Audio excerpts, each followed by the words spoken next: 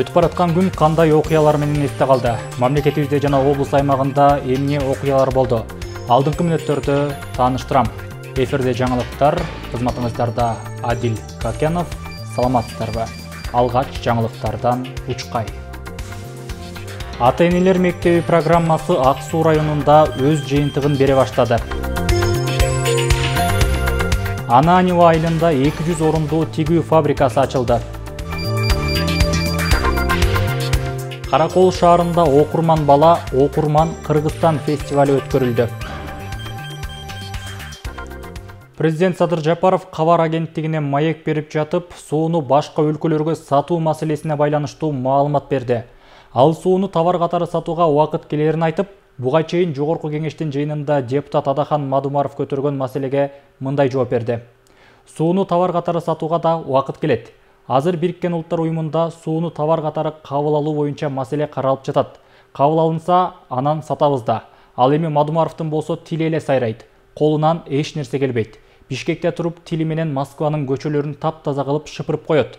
33 жылдан бери депутат болуп чоң саясатта жүрөт. Ошончолук эле акылдуу болсо сууну товар деп, аны сатуу боюнча бир барак мыйзам жазып киргизип койбойт беле. Ошончолук мекенчил экени чын болуп, элине, мекенине күйсө, Бириккен Улуттар уюмуна кайрылып көрбөйт беле. Кимди болбосун ажылдап беттен алат, акыл үйрөтөт. Жооп берейин деген министрлерди кагып силкип сүйлөтпөйт. Кыскасы, ал киши жамандык, кемчилик эле издегенди адат кылып алыптыр. Адам деген кичине жакшы ниетте болуп, алдыга жылууга умтулуш керек го, акыры, деди ал.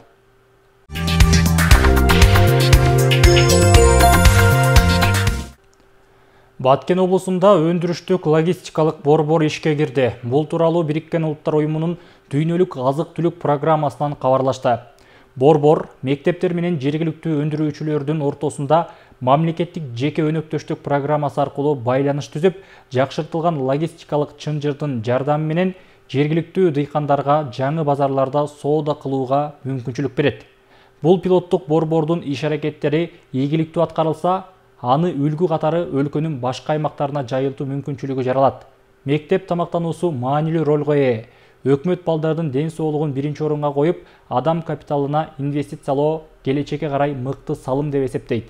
Билим берүү жана илим министрлиги Бириккен Улуттар уюмунун ДАТып менен биргеликте мектеп тамактануу программасынын туруктуулугун камсыздоо максатында жигердүү кызматташып келет деп билдирди Билим берүү жана илим министри Каныбек Иманалиев.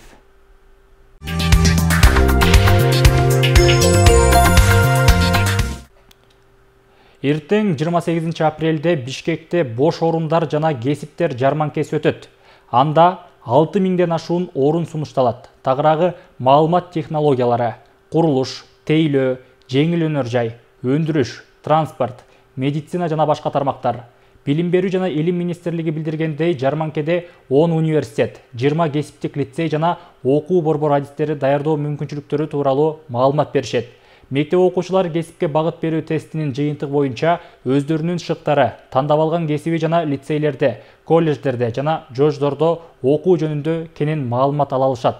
Жарманке ошондой эле иш берүүчүлөр менен кесиптик билим берүү мекемелеринин жолугушуусу үчүн аянтча болот. Жарандар ишке орношуу, жумуш берүүчү менен маектешүүгө даярдануу, кесиптик билим алуу боюнча кеңештерди алышат.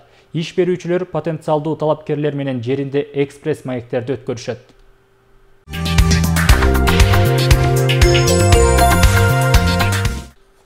Ысык Көл районунун Ананьево айылына 200 орундуу кийим тигүү фабрикасы ишке киргени жергиликтүү кыз-келиндер жумуш орду менен камсыз болушууда.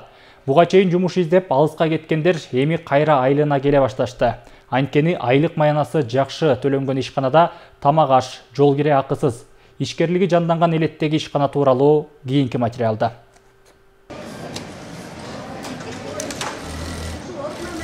Ысык Көл районунун Темир айылынын тургуну 7 баланын ненеси Гүлкайыр Мамбет Токтоева 2 ай аралыгынан бери Ананьев айылында жаңгырулуп ишке берилген тигүү фабрикасында иштеп жатат.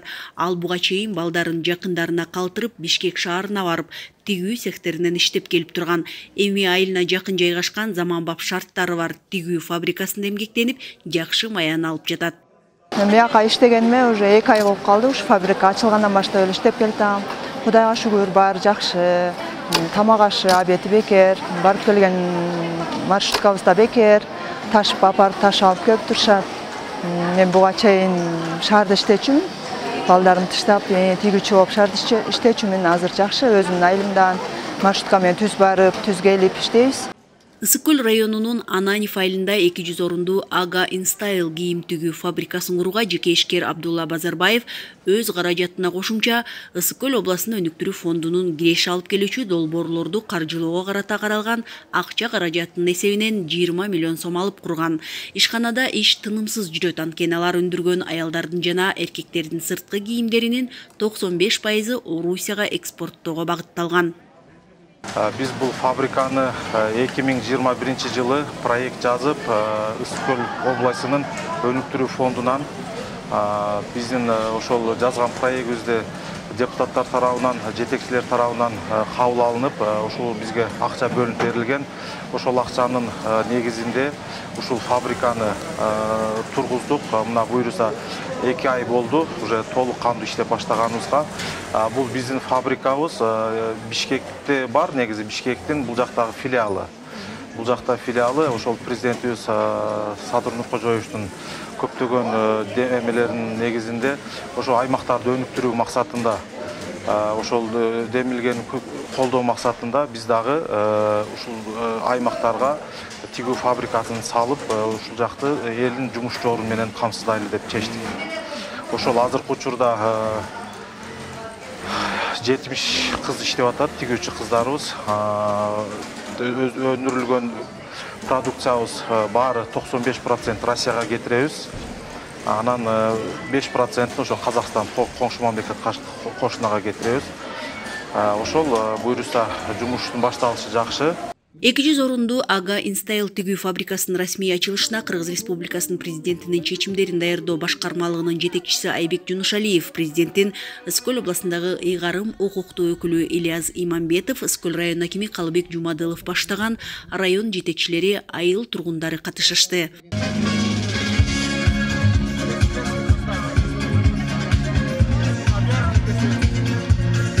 Областыбызда эң биринчи иштерден деп мен өзүм алдыма да койгон максатым ушул айыл өкмөттөрүбүздүн ар бир айыл өкмөтү ушу дотациядан чыгаатын үстүндө иштеп атабыз.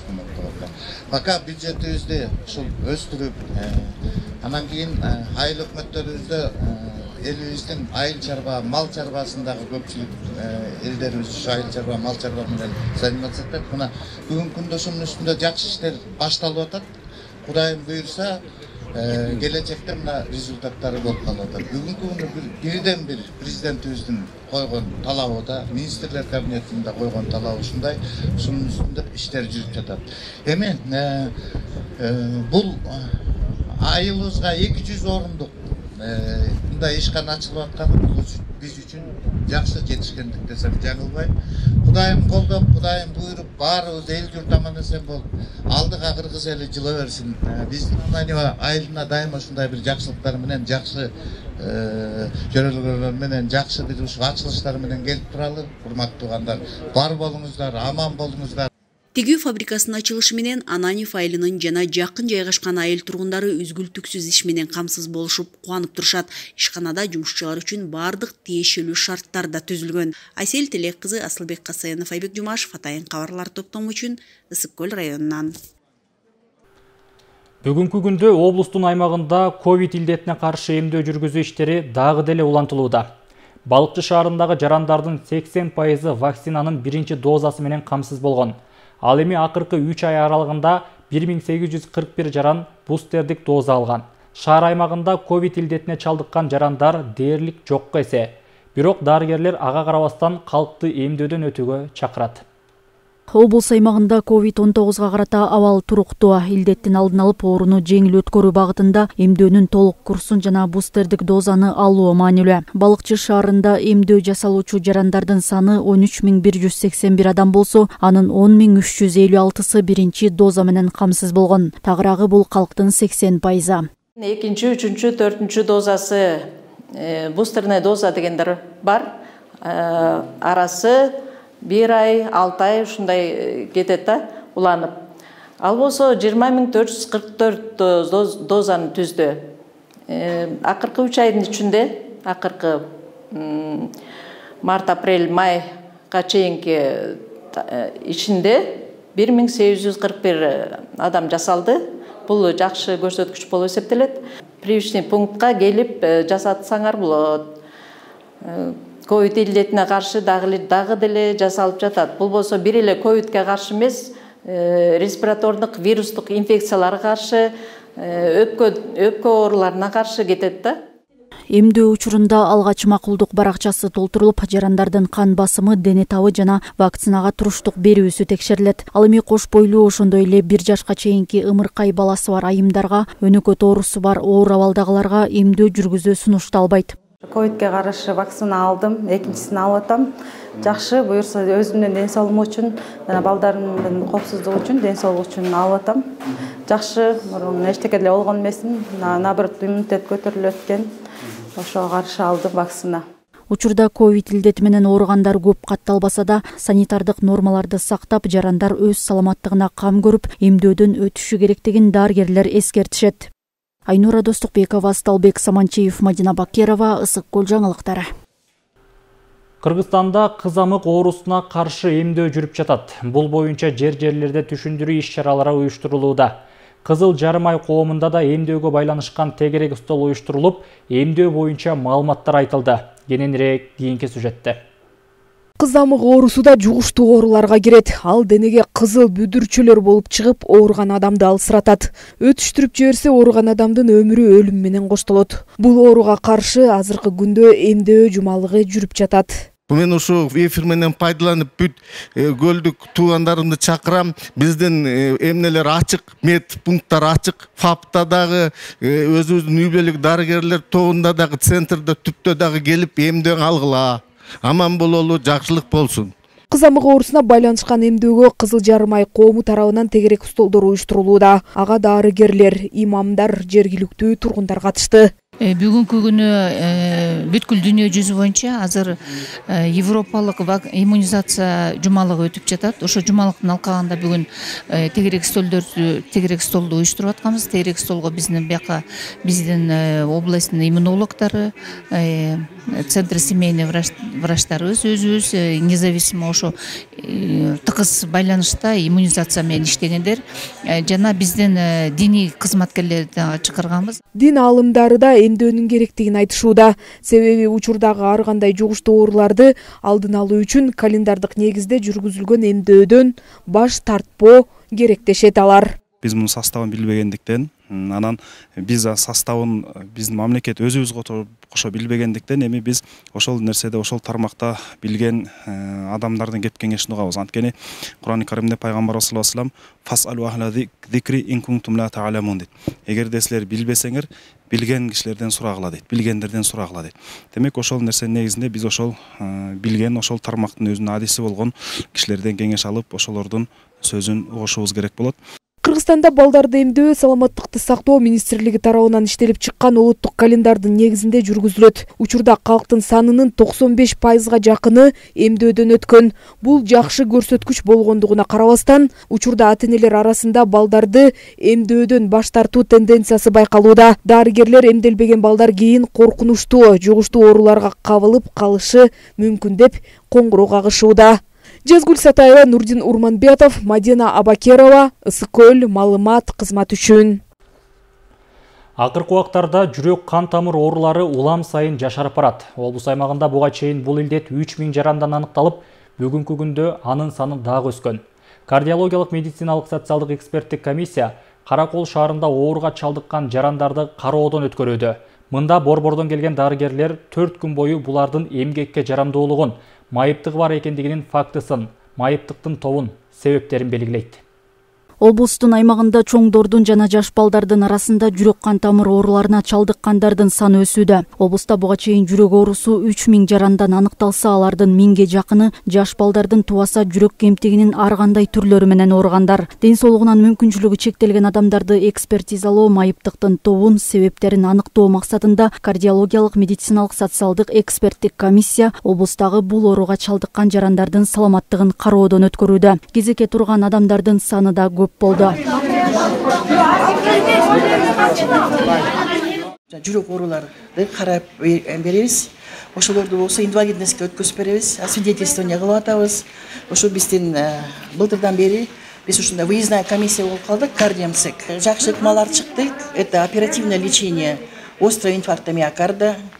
Ошолор спасает многих людей от смерти, продлевается жизнь и качество жизни. Ошон үчүн бизде ошо потихоньку ушундай динамика болуп атат. Жаңы ыкмалар келгенден кийин оперативное лечение болуп, мурун андай болчу эмес эле, смертность была очень высокая. Азыр деле во всем мире смертность от сердечно-сосудистых заболеваний высокая, на первом месте. Бул оорунун келип чыгуусун адистер стресс, психологиялык чыңалуу, климаттык шарттар менен байланыштырышууда. Ал эми кардиологиялык, медициналык, социалдык эксперттик комиссия жарандарга ыңгайлуу шарт түзүп, атайын борбордон келип 4 күн бою кароо жүргүзүшөт.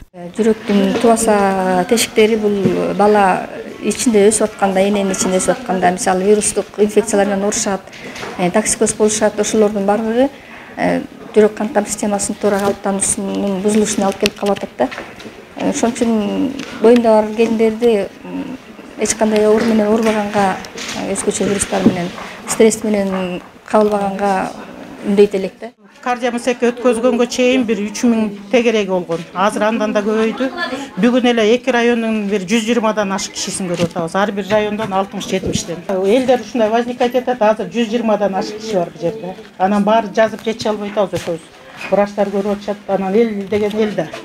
Ушинтип кымга отузучу өзлөрүнө проблема создавать этип атышат. Тынч турса деле алып атабыз.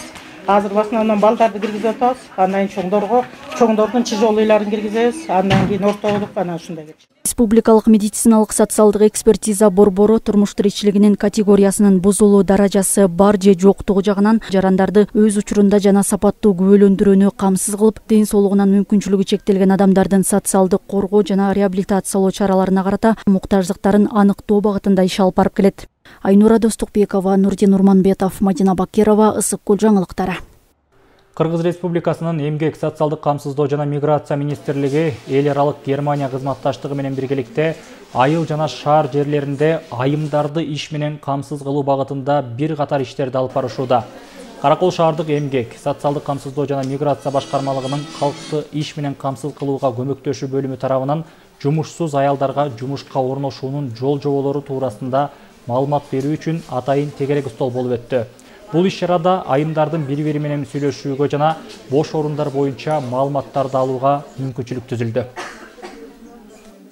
Иш-чаранын максаты бул азыр коомчулуктагы жумушсуздукту жоюу максаты.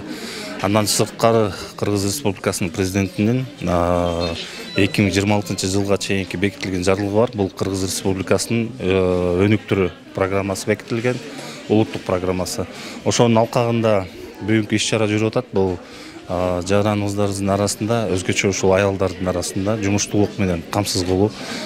Бул иш-чарага негизги өнөктөшүбүз болуп биздин Кыргыз Республикасынын министрлигинин өнөктөштүгү бул Германия эл аралык кызматташтык уюму болуп атат. Бул кызматташтык уюмуна да терең ыраазычылык билдире кетсек болот. Анткени көптөгөн ушул жарандарыбыздын өзгөчө ушул Каракол ичинде дагы бир топ иш-аракеттерин кылуу менен ушундай баягы көмөктөшүү иретинде техникалык колдоо максатында иштерин жүргүзүп келишет да.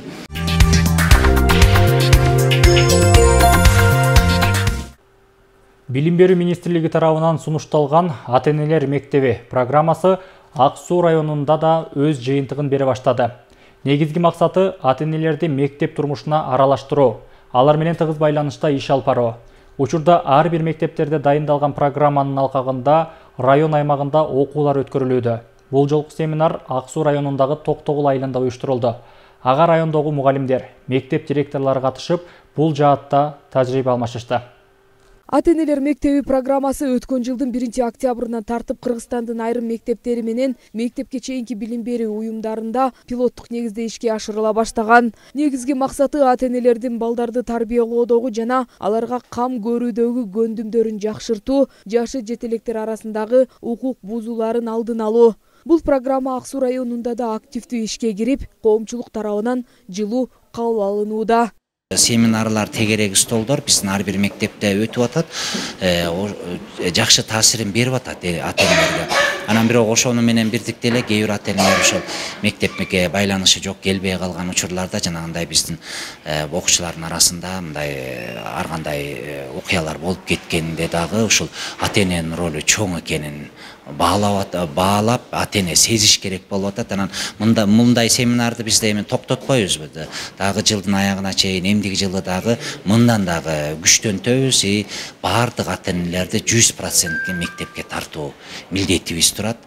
Ата-энелер мектеби ар кандай темаларды камтууда. Анда окуучулардын жаш өзгөчөлүктөрүнө жараша темалар тандалып алынган. Башталгыч класстар үчүн үйдө балдар менен бирге китеп окуу, 6-8 класстарга бала тарбиялоодогу ата-эненин ролу, жогорку класстарда кесип тандоо боюнча сабактар өткөрүлүүдө. Азыр ушу билим берүү тармагы жалпы эле бардыгы тең ата-энелерди баланы тарбиялоого абдан чоң көңүл бурулуп жатат. Ошол себептен бардык мектептерде азыр ата-энелер менен иштөө абдан күчөтүлүүдө. Мына бүгүн да биздин мектепте ушундай ата-энелер мектеби боюнча семинар өтүлүп жатат. Биздин семинар өтүүдө максатыбыз, эң негизги максат ошо ата-энелер үйдөн балдарды, азыркы Z муунундагы балдарды туура тарбия берүүгө багыт алуу болуп эсептелинет. Семинар 2 бөлүктөн туруп, биринчи бөлүгү мектепте, экинчи бөлүгү Токтогул айылындагы маданият үйүндө уланды. Арып Сыдыкбеков атындагы жалпы билим берүү мектебинде ата-энелер мектеби 3 жыл мурун уюшулган. Бул боюнча мектепте 14 топ түзүлүп, анын аркасы менен ата-энелер мектепке тартылып, ата-энелер мектеби жакшы жыйынтыгын берүүдө. Сабак өтүүдө уюштуруучулар улуу педагог Гапыр Мадаминовдун методикасын пайдаланууда. Атайын Гапыр Мадаминовдун өзүнүн программасынын негизинде 14 топ түзүлдү мектеп ичинде. Ошо 14 топ ата-энелер азыр буюрса жакшы иштеп жатышат. Кадимкидей дасыгып 3 жыл ичинде тажрыйба топтоп калдык. Азыр мектеп менен абдан жакшы байланышта болуп, мындай жыйынтыктары көрүнө баштады да. Биз эми мындан алдыда дагы келечекте бир 5 жыл, 10 жыл алдыда ошо Гапыр Мадаминовдун окуучуларындай, шакирттериндей мыкты уул кыздар чыгат деп ишенип жатабыз. Жаңы киргизилип жаткан ата-энелер мектеби программасы коомчулук тарабынан туура кабыл алынууда. Бул өз кезегинде пилоттук билим берүү мекемелеринен сырткары бардык жерлерде кеңири жайылтылды. Бул жолку семинарга Ак Суу районундагы мектептердин мугалимдери, директорлору тажрыйба алмашуу максатында чакырылган. Жазгүл Сатаева, Нурдин Урманбетов, Мадина Абакерова, Ысыкөл маалымат кызмат үчүн. Тоң районунун Бөкөнбаев айылындагы Ишен Тойчубеков атындагы маданият үйүндө 26 апрель Чернобыль апаатынын 37 жылдыгы жана Кыргыз Республикасынын Конституциясынын 30 жылдыгына карата иш-чара өткөрүлүп, ага жергиликтүү бийлик өкүлдөрү, айыл тургундары жана мектеп окуучулары катышты. 1986 жылы 26 апрель күнү болгон Чернобыль атомдук электростанциясындагы жарылуунун кесепетин жоюуга катышкан жарандарга Атайын Тоң райондук мамлекеттик администрациясы тарабынан сыйлыктар тапшырылды. 26 апрель Чернобыль апатынын 37 жылдыгы жана Кыргыз Республикасынын Конституциясынын 30 жылдыгына карата Тоң районунда атайын иш-чара өткөрүлүп, ага жергиликтүү бийлик өкүлдөрү, айыл тургундары жана мектеп окуучулары катышты. Иш-чаранын жүрүшүндө Чернобыль атомдук электростанциясындагы жарылуунун кесепетин жоюуга катышкан жарандарга жергиликтүү бийлик өкүлдөрү тарабынан даярдалган сыйлыктар тапшырылды. Тоң району боюнча болгону 7 гана бала калдык. Бүгүн бул 26 апрель. 26 апрель бул эми майрам эмес, бул болсо эскерүү күндөр. Эскерүү күн. Ошон үчүн айтмакмын балдарга, чернобыль балдарга, палчандарга баарына ошо эскерүү күнүңүздөр менен деп айтмакчымын. Көздөр өтүп кеткен палчандарыма жараткан Аллахым бейишинен орун берсин демекчимин. Калган чернобыльдер, Кыргызстандын чернобыльдерине да чынден соолук, узун өмүр каалайм. 5 май Кыргыз Республикасынын Конституция күнү. Өлкөнүн баш мыйзамы бул Конституциясы. Өз алдынча мамлекет болуп төптөлгөн ар бир өлкөнүн ыйык белгилери болушу керек дешет адистер. Конституциянын 30 жылдыгына карата уюштурулган иш-чарада жаштарга тийиштүү адистер баш мыйзам боюнча кеңири маалымат беришти. Чернобыль атомдук электростанциясынын кырсыгынын 37 жылдыгын белгилөө, ошондой эле Кыргыз Республикасынын Конституциясынын 30 жылдыгына арналган иш-чаралар планыбызга ылайык бүгүн маданият бөлүмүнүн жакшы бир кечеси болуп отурат. Ушул Конституция күнү менен жалпы кыргыз элин, анын ичинде Тоң районунун элдерин ушул майрамы менен куттуктамакчымын. Өзүбүздүн мамлекетибиздин суверендүүлүгүн, адам укуктарынын сакталышынын, корголушунун кепилдиги болгон Конституциябыздын жашоосу узун болсун, мамлекетибиз тынч болсун. Конституция мамлекеттин жана коомдун түзүлүшүнүн негиздерин, адамдын жана жарандын укуктук абалынын негиздерин жөнгө салат. Конституция мамлекет кантип иштеп, бийлик кантип түзүлүп, жарандардын кандай укуктары жана милдеттери бар экенин аныктайт. 1993 жылы 5 майда Конституция кабыл алынды. Эманда ошол талкууда, жалпы элдик талкуу, андан кийин ошол бир канча отурумда жогорку кеңеште талкууланып, көп нерсе жаңыча кабыл алынды да. Ошол мезгил көрсөттү, ошол негизинен ошол туура маселе коюлган, Конституциядагы нормалар абдан туура табылган. Мына 30 жыл тастап отурат, ошол Конституциянын негизинде мамлекетибиз бүгүн өнүгүп өсүп, азыр дүйнөдөгү өз ордун таап, ошол калыптанып, мамлекеттүүлүк бекемдеп, жылдан жылга ошол элдин турмушу жакшырып келатканын баарыбыз күбө болуп келатабыз. Мына биздин Кыргыз Республика ушул Конституция менен жашап, эмгектенип келатабыз. Бул Конституция кыргыз элинин укугун, милдеттерин, келечеги тууралуу кенен чагылдырылып баардыгы камтылган. Конституция адам жашоосундагы эң чоң жетишкендик болуп саналат. Баш мыйзам аркылуу бекем, өзүн коргой алган адилеттүү коомго жете алабыз дешет иш чаранын катышуучулары. Мээрим Субаконова, Данияр Акунов, Мадина Абакирова, Тоң районунан. Түп районунда да Чернобыль апатынын 37 жылдыгы эскерилди. Иш чарага район башчысы кырсыктын кесепетин жоюуга баргандар, каза болгондордун жакындары жана айыл аксакалдары катышты. Анда катышуучуларга сыйлыктар жана акчалай жардамдар көрсөтүлдү. Кененирээк кийинки материалда. Кыргызстан СССРдин курамында турган мезгилде 1986 жылы 26 апрель күнү каргашалуу окуя болуп, Украина мамлекетинин Чернобыль шаарында тарыхта калган чоң жарылуу болгон. Жарылуунун кесепетинен жакын каймактарда ууланып жабыр тарткан. Кырсыктын кесепетин жоюу жана тазалоо иштерине СССРдин курамындагы бардык республикалардан жоокерлер тартылган. Алардын катарында кыргыз жаш жоокерлери да болгон. Ошол мезгилде жаңы гана армиядан келген Түп районунун тургуну Жекшен Мамытов да барып 4 ай бою апат болгон аймакта тазалоо иштерине катышкан. Ал күндөрдү мындай эскерет. Крышага чыгып, крышага чыгып, ошондо свинец, ошондо химзащитный немелерди кийип, музыкаларды кийип, ошоко чыгып, ошо крыша тазаладык. Ошолор эсте калды. Чернобыль апатынын катышуучулары эскерип жүрөлү деп Түп районунан жер алганбыз, эстелик тургузууга. Анан ошо эстелик тургузууга рай администрацияга, хакимчиликке, айлык көтөгө катышып, ошо жерин алдык. Жерин алып эле жана акчасы чечилбей атат. Ушу жагы аябай көйгөй болуп атат да.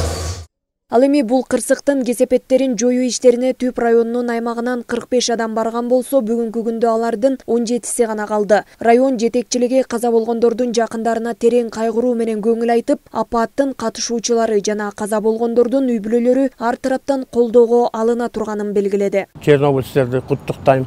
Бүгүнкү майрам менен аман сен болсун, ден соолукта болушсун. Ар бир иш чарада биз Чернобыль апатынын катышуучуларын биз конок катары дайыма чакырып, дайыма көңүл бурабыз. Анан районубузга да көптөгөн демөөрчүлөр менен иш алып баруудабыз. Биз азыркы учурда араб фонддор менен, андан сырткары өзүбүздүн депутатыбыз менен, андан сырткары жыл ичинде дагы ар кандай демөөрчүлөр менен Кумтөр кол компаниясы менен иш алып барып, гуманитардык жардамдарды алдырдык. Ошонун ичинде да биздин Чернобыль апатынын катышуучулары, алардын жесирлери тизмек менен алар көңүлү сөзсүз аларга бурулат жана аларга камсыз болот. Бул апааттан 100 миңдеген адамдар жабыркап, миңдеген куткаруучулар ар кандай дартка чалдыгып майып болуп калышты. Аларга ай сайын өлкө аймагында колдоолор көрсөтүлүп, жөлөк пул төлөнүп берилет. Жанар Алмазбекова, Алтынбек Исаев, Мадина Бакирова, Сыкөл жаңылыктары.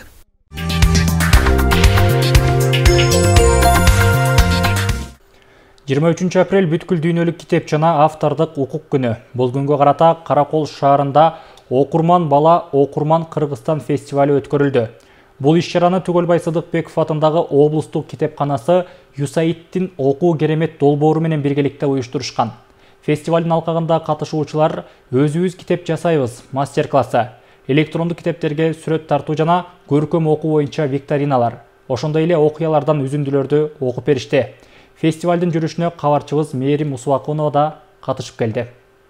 Сейит Кулматов атындагы Жаңарык жалпы орто билим берүү мектебинин 4-классынын окуучусу Раяна Сагындыкова атасы менен бүткүл дүйнөлүк китеп жана автордук укук күнүнө карата өткөрүлгөн фестивалга катышты. Алар Малала Юсуфзайдын «Мен Малала» деген китебин окуп чыгышкан. Фестивалдын алкагында аталган китепти ата-энелер окуучулар менен бирдикте талкуулашып, өздөрүнүн ой-пикирлерин ортого салышты. Китеп окуу долбоору боюнча катышып, кызым экөөбүз ушул долбоордо Малала Юсуфзайдын «Мен Малала» деген китебин толугу менен окуп чыгып, катышып чыктык. Жакшы жазылыптыр. Аялдардын кыздарга болгон окууга болгон умтулуусу, гендердик теңдиштик боюнча жакшы долбоор болуп, жакшы катыштык. Ушул китеп окуганда көп таасир берерин түшүндүм. Баштаган ишиңди аягына чейин чыгаруу жана өз мекениңди сүйүү дегенди түшүндүм. Жана ушундай бул китеп менен бүт кыргыз эл менен бөлүшмөкмүн. Анткени ушундай кыздай болуп, баары акылдуу, билимдүү, баары билим алышын каалайм. Окурман бала Окурман Кыргызстан фестивалы бир нече этаптар менен өтүп, ага башталгыч класстардын окуучулары, мугалимдер жана ата-энелер катышты. Иш-чаранын жүрүшүндө окуучуларды уюштуруучулар ар дайым китеп окууга чакырышып, атайын даярдалган чакан белектерин тапшырышты. Балдар өстөрү чоң ата, чоң апалары келип, балдарды өстөрү ичитип келишти. Балдары менен кошо китеп окушу, ошо китепти талкуулашты. Азыр «Мен Малала» деген бир аябай жакшы кыз жөнүндө Турцияда чоңойгон кыз экен. Окуйм деген кыз экен, анан аяктан ата-энеси окубайсың, сен турмушка чыгасың, кыз деген окубайт деген аябай проблема бар экен. Ошол кыздын баягы ушундай умтулуп, мен китеп окуймун деген кыздын баягы көрүп окуп, ошо китепти окушуп, балдар ата-энеси менен, өзүнүн чоң апалары менен, папалары, мамалары менен келип, ошо китепти талкуулашты. Фестиваль Түгөлбай Сыдыкбеков атындагы облустук китепканасы USAID-тин окуу керемет долбоору менен биргеликте уюштурулган. Проект USAID «Окуу керемет» работает в Кыргызстане. Ысык-Көл облусунда 156 мектепте биздин окуу керемет долбоору иш алып барат. Алардын ичине Каракол шаарынан 10 мектеп кирет. USAID-тин окуу керемет долбоорунун негизги максаты башталгыч класстардын окуучуларынын математикадагы, көркөм окуудагы көндүмдөрүн жакшыртууга багытталган. Ал эми бүгүн биз бүткүл дүйнөлүк китеп жана автордук укук күнүн белгилеп жатабыз. Бул күн Кыргызстанда көп жылдан бери өткөрүлүп келет. Ошону менен бирге биз окуучуларга, мугалимдерге, ата-энелерге жана китепканачыларга башталгыч класстардагы китеп окуунун зарылчылыгын айта кетмекчибиз. Биздин окуу керемет долбоорунун алкагында жаңы китептерди чыгаруунун үстүндө иш алып баруудабыз. Этот день празднуется у нас в Кыргызстане уже много лет. Фестивалдын алкагында окуучулар өзүбүз китеп жасайбыз мастер-классына, электрондук китептерге сүрөт тартуу жана көркөм окуу боюнча викториналарга катышып, ошондой эле окуялардан үзүндүлөрдү окуп беришти. Муну менен катар Каракол шаарынын вице-мэри Гүлназ Орозова окуучуларга жомок окуп берип, алар менен жомоктогу каармандар туурасында суроо берип маектешти. А как вы думаете, вот в этом случае слон пригласил их родителей на следующее утро, да, сказали, утром ко мне пусть придут ваши родители. Как вы думаете, что сказал слон их родителям? Слон немного поругает родителей, потому что они лучшие друзья, их нельзя разлучить. Молодец, правильно. Иш-чаранын негизги максаты башталгыч класстын окуучуларынын жана алардын ата-энелери арасында китеп окуу маданиятын жайылтуу болуп саналат. 23 апрель бүткүл дүйнөлүк китеп жана автордук укук күнүнө карата өткөрүлгөн фестивалда атайын китептер көргөзмөсү да уюштурулуп, окуучулардын чакан концерттик программасы менен жыйынтыкталды. Мээрим Усубакунова, Асылбек Касыянов, Мадина Абакирова, Каракол шаарынан. Көп жылдан бери ойнолбой калган аскердик спорттук Зарница оюну кайрадан жанданууда. Бул ирет Ысык-Көл районунун Григорьевка айылында финалдык оюну болуп өттү. Кененирээк Асел Телек кызы айтып берет. Ысык-Көл районунун Григорьевка айылындагы орто мектептин 10-класстын окуучусу Алмазбек Талайбеков үчүн бүгүн өзгөчө күн. Анткени аскер кызматкери болууну кыялданган Алмазбек айылында жайгашкан аскер бөлүгүндө болуп, жоокерлер менен жолугуп, бул жер менен жакындан таанышты. Идет сынок встречать, 2 года письмо нежные писала. День как дождь. Кудайым буюрса, ушу аскер бөлүгүнө келип, Зарница оюнуна келдик. Oyun olup asker bölігіне Құдайым берсе мен де 11-де бүтіп армияға барайын дедім. Құдайым берсе 2 жылдан өтөбүз. Şu armiyaga барып, şu байкелерімде болып, чоң служба кылып, ата менге кызмат кылып, şu Зарница ойуна келип, жакшы нерселер үйрөнүп атабыз буюрса. Ооган согушунун ардагерлеринин демилгеси менен Ысыккөл районунун мектептери арасында Зарница аскердик оюндары жанданып, сынак өтүп, мыкты деп аныкталган 4 мектептин командалары 75-564 аскер бөлүгүнө келишип, финалдык таймаш болду. Аскер бөлүгүнүн жетекчилиги да спорттук аскер оюндарынын бөлүктүү өтүшүн колдоого алган. Бүт алган ардагерлеринен областтан райондордо чогулуп, ушерекинин баарын көрүп чогуу салтанаттуу өткөргөнгө камыбыз бар да. Оюндун жүрүшү биринки топ менен, аскер тобу менен басып, аскердик патриоттук кырларды ырдоо, анан 6 позициядан эме болот, машыгуу. Это кере көтөргөн болот, өз денесин көтөргөн турнике болот, анан упор лежа деп коет, ошерекинден болот, медицина болот, противогаз болот, и жалпы команда менен 300 метрге жүгүрүү. Марш-бросок. Мектеп окуучулар арасында өткөн Зарница спорттук аскер оюндарынын финалдык таймашына Семенов айылындагы мектеп окуучуларынын Эдельвейс патриоттук аскердик клубунун мүчөлөрү чакырылып, алар командаларга өздөрүнүн мыкты даярдыктагы аскердик оюндарын көрсөтүп беришти. Аталган команданы аймактагы ооган ардагерлери негиздеп, 20 жыл аралыгынан бери жаштарга тарбия берүү менен патриоттук сезимдерин ойготуп, аны менен катар республикалык, эл аралык деңгээлдеги иш-чараларга катышып келишет. И сегодня мы приехали на Зарницу. Биз бүгүн Зарница аскердик оюндарына конок катары чакырылдык. Биздин клубдун мүчөлөрү бул жерде аскердик, спорттук оюндарды көргөзүп беребиз. Эдельвейс клубунан агайларыбыз. Айылыбызда көп жылдан бери ондогон жаштардын патриоттук сезимдерин ойготууга жана аскердик тартипке үйрөтүп келе жаткандыгын сыймыктануу менен айта алам. Өзүм бул клубда 5 жылдан бери машыгып келе жатам.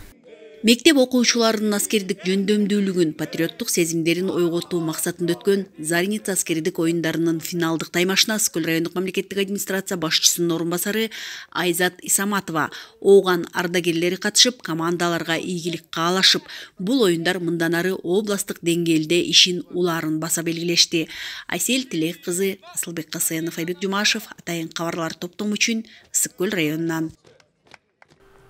Тоң районунун Бөкөнбаев айылындагы Шакен Шамбетайипова атындагы балдар өспүрүмдөр чыгармачылык борборунда 15 ирим бар. Бул иримдерге 400гө жакын окуучулар келип, өздөрүнүн чыгармачылыктарын өркүндөтүшөт.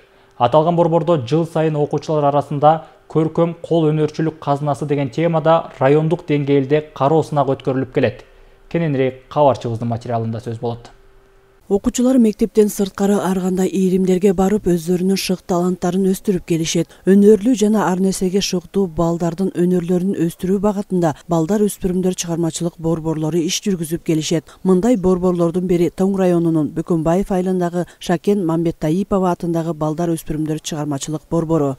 Бул кароо сынакты Шакен Мамбетайипова атындагы фонд каржылап келет. Мында болсо кол өнөрчүлүк боюнча өздөрүнүн жасаган иштерин анан сүрөт тартуу боюнча кароо сынагы өтүлөт.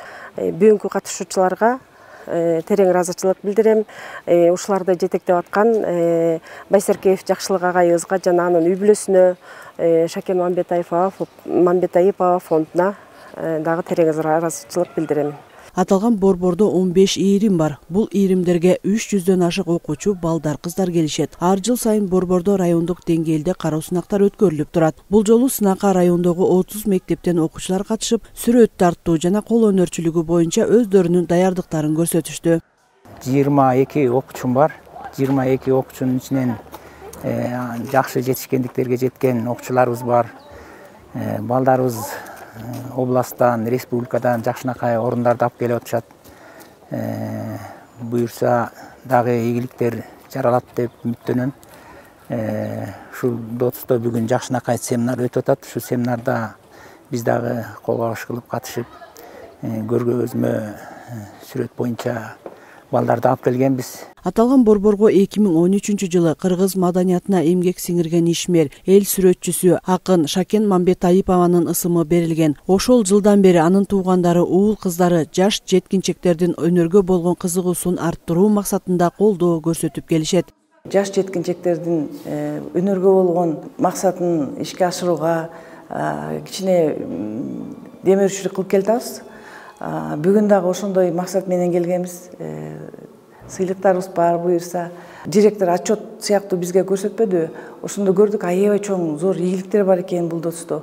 Бизди бул абдан кубандырат, анткени атам өлсө өлсүн, атамды көргөн өлбөсүн дейт кандай. Биздин апабыз жок болсо дагы, ошолдун атын алып жүргөн достун ишинин ийгиликтери биздин апабызды тирүү катары сездирип, бизге чоң күч кубат алып келип атат да. Бул борбордо билим алган окуучулар райондук, облустук, республикалык жана эл аралык деңгээлде өткөн сынактарга катышып, алдыңкы орундарды камсыздап келишет. Окуучулардын мындай ийгиликтерге жетишине мугалимдердин эмгеги зор. Эмгегимди баалашып, мынакей бүгүн эжемдин ушундай сонун медали менен мени биринчи жолу сыйлап атат. Бул художник, сүрөтчү эжемдин колунан ушуну алганыма сүймүктанып атам да. Бул биринчи жолу. Грамота, дипломдарын абдан көп. Анан ушул окуучуларыма разы.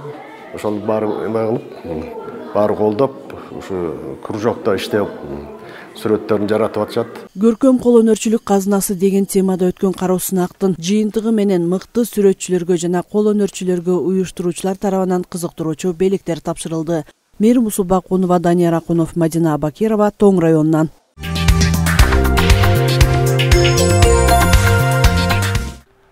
Урматтуу телекөрүүчүлөр, сиздер бейшемби күнгө алынган жаңылыктардын толукталган чыгарылышы менен тааныш болдуңуздар.